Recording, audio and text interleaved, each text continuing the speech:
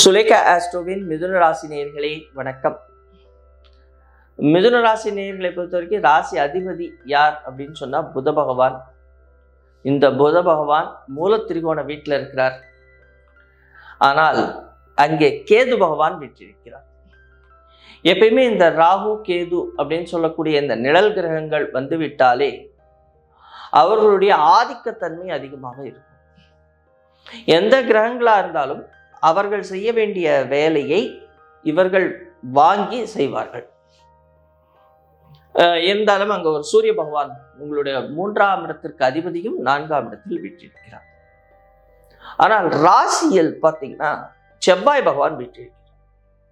அப்ப இந்த செவ்வாய் பகவான் அவர் வந்து பார்த்தீங்கன்னா 2ஆம் இடத்திற்கு இடம் பெயர்ந்து விடுவார். அதாவது கடகத்திற்கு இடம் பெயர போகிறார். 12ஆம் இடத்தில் இருக்கின்ற குரு பகவானும் வக்ரகதியில் செல்ல போகிறார். 9ஆம் இடத்தில் ஏற்கனவே சனி பகவான் வக்ரகதியில் இருக்கிறார். 10ஆம் இடத்தில் ராகு பகவான் வீற்றிருக்கிறார். இதில் ஒரு பெரிய ஹைலைட் என்னன்னா, சுக்கிர பகவான் உங்களுடைய யோகி, அவர் 5ஆம் இடத்தில் மூல திரிகோண வீட்டில் ஆட்சி பலத்துடன் இருப்பது உங்களுக்கு ஒரு சிறப்பு. அப்போ புத பகவானால் அப்படின்னு நம்ம சொல்லும் பொழுது ஞானம் நல்லா வரும், நல்ல அறிவு இருக்கும், நல்ல தெளிவு இருக்கும். எந்த ஒரு விஷயமா இருந்தாலும் தெளிவா முடிவெடுப்பீங்க. ஒரு விஷயத்தை செய்யும் பொழுது அதில் வரக்கூடிய பிரச்சனைகள் இருந்து அதில் வரக்கூடிய லாபங்கள் வரை நீங்கள் கணக்கிடாமல் ஒரு வேலையை செய்ய மாட்டீங்க. நல்ல ஒரு பிரில்லியன்சி தோன்றும். உங்ககிட்ட இருக்கிற நாலேஜ் அது வந்து நிறைய இம்ப்ரூவ் ஆகும். அதே நேரத்தில் சூரிய பகவான் 4ஆம் இடத்தில் அதே கேது பகவானுடன் இணைந்திருக்கிறார். அம்மாவுடைய உடலுக்கு ஆரோக்கிய விஷயத்தை கொஞ்சம் கவனம் வச்சுக்கணும். சனீஸ்வர பகவான் அப்படி வந்து 9ஆம் இடத்துல வக்கரமாயிருக்கிறார். அப்போ அவர் 9ஆம் இடத்துல வக்கரமாயிருக்கும் பொழுது அந்த சனீஸ்வர பகவானை உன்னிப்பாக நாம் பார்க்க வேண்டும். ஏன்னா இந்த வக்கரம் சொல்லும் பொழுது அவங்களுக்கு வீரியம் அதிகமா இருக்கும். அப்போ அவர் 8ஆம் இடத்தை நோக்கி வந்து கொண்டிருக்கிறார். அப்போ அந்த 8ஆம் இடம் ஏற்கனவே இந்த 2020 23 காலகட்டங்கள் இருக்கே, அதுல ஒரு விதமான டென்ஷன் ஸ்ட்ரெஸ் வந்தது இல்லையா, அதே போன்ற டென்ஷன் ஸ்ட்ரெஸ்கள் இருக்கும். ஆனா இதுல ஒரே ஒரு பிளஸ் பாயிண்ட் என்னன்னா, ராகு பகவான் 10ஆம் இடத்துல வீற்றிருக்கிறார்.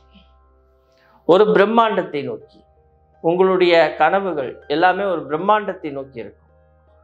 ஆனால் அதே நேரத்தில் நம்மளுடைய ரிலேட்டிவ்ஸோ சொந்தக்காரங்களோ ஃப்ரெண்ட்ஸோ யாராவது வந்து ரொம்ப கஷ்டமாக இருக்குது, அர்ஜெண்ட்டாக பணம் வேணும் அப்படின்லாம் கேட்பாங்க. கொடுத்தீங்கன்னா உங்களுக்கு ரிட்டர்ன் வராது. அதில் நீங்கள் கண்டிப்பாக எச்சரிக்கையாக இருக்க வேண்டும். வேலை செய்யக்கூடிய இடத்துலையும் சரி, தொழில் செய்யக்கூடிய இடத்துலையும் சரி, அடுத்தவர்கள் உங்களிடத்தில் அவர்களுடைய பரிதாபத்தன்மையை உங்களிடத்தில் சொல்லி நீங்கள் பரிதாபப்படும்படி பேசி உங்களிடத்திலிருந்து பணத்தை வாங்கிட்டு போயிடுவாங்க. அந்த விஷயத்தில் கொஞ்சம் நீங்கள் எச்சரிக்கையாக இருக்க வேண்டும். அதே நேரத்தில் தொழில் விஷயத்தில் நீங்கள் பிரம்மாண்டத்தை நோக்கி நீங்கள் போகும்பொழுது அதை செஞ்சிடலாம் இதை செஞ்சிடலாம்னு சொல்லிட்டு நம்ம ஒரு பிரம்மாண்டமான விஷயங்களை செய்ய தொடங்கும் பொழுது நமக்கு ஒரே ஒரு சின்ன பின்னடைவு என்ன அப்படிங்கிறதையும் பார்த்துக்கணும். தொழில் அல்லது வேலை அப்படின்னு சொல்லி வந்தால் சனி பகவான் தான். அப்போ அந்த கர்மகாரர்களுடைய நிலைமை எவ்வாறு இருக்கிறதுங்கிறத பார்த்துக்கணும். அப்புறம் உங்களுடைய சுய ஜாதகத்தில் கர்மகாரகன் எவ்வாறு இருக்கிறார், அவர் எவ்வாறு நமக்கு வேலையை செய்கிறார், நம்மளுடைய தசாபுத்திகள் எவ்வாறு நடந்து கொண்டு இருக்கிறது, இவற்றினுடைய பலாபலன்கள் நமக்கு எவ்வாறு கிடைக்கிறது, இதை நீங்கள் ஆராயாமல் உங்களுடைய தொழிலையோ அல்லது வேலையில் ஒரு விரிவுபடுத்தும் ஒரு நிலைமையோ எடுத்துட்டு வராதிங்க. அது போன்று வரும்பொழுது தான் நீங்கள் சிறிய சிறிய பின்னடைவுகளை சந்திப்பீர்கள். குரு பகவான் 12ஆம் இடத்தில் தான் இருக்கிறார். ஆனால் வக்ர கதியில் அவர் செல்ல போகிறார். அந்த வக்ரகதியில் அவர் செல்லும் பொழுது அவர் கொஞ்சம் பலம் ஜாஸ்தி, உங்களுடைய எதிராளி கொஞ்சம் பலம் ஜாஸ்தி. அப்போ இந்த கூட்டு தொழில் செய்கிறவங்க இவங்கெல்லாம் கொஞ்சம் உஷாராக இருக்கணும். தொழில் செய்கிறவங்களை பொறுத்த வரைக்குமே உஷாராக இருக்கணும். ஒரு கர்மங்கள் அப்படின்னு நம்ம சொல்லி செய்யும் பொழுது, கர்மம் என்றால் ஏதோ ஒரு வேலை, அந்த கர்மாக்களை நாம் செய்யும் பொழுது அந்த கர்ம அதிபதி கொஞ்சம் இருவருமே இப்போ உங்களுக்கு 10ஆம் இடத்து அதிபதி குரு பகவானும் வக்ரம், சனி பகவானும் வக்ரம் அப்படிங்கும் பொழுது கொஞ்சம் நம்ம ஜாக்கிரதையாக எச்சரிக்கையாக நாம் சில வேலைகளை செய்ய வேண்டும். உடல் ஆரோக்கிய விஷயத்தை பொறுத்த வரைக்கும் நன்றாக இருக்கிறது, எந்த கவலையும் இல்லை. இத்தனை நாள் ஒரு விதமான கஷ்டங்கள் பட்டிருந்தவர்களுக்கெல்லாம் நல்ல மருந்துகள் கிடைக்கும். அதே நேரத்தில் உங்களுடைய இஷ்டங்கள் பூர்த்தியாகும்.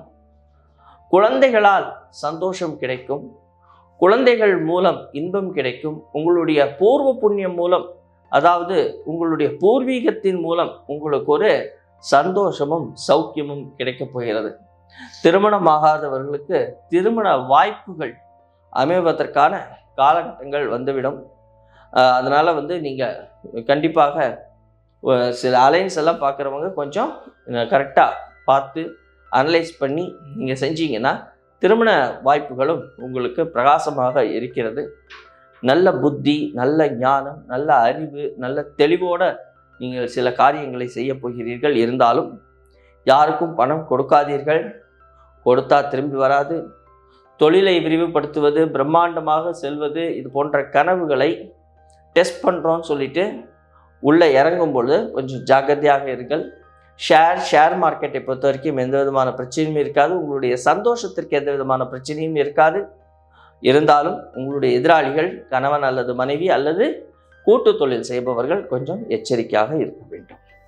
நன்றி, வணக்கம்.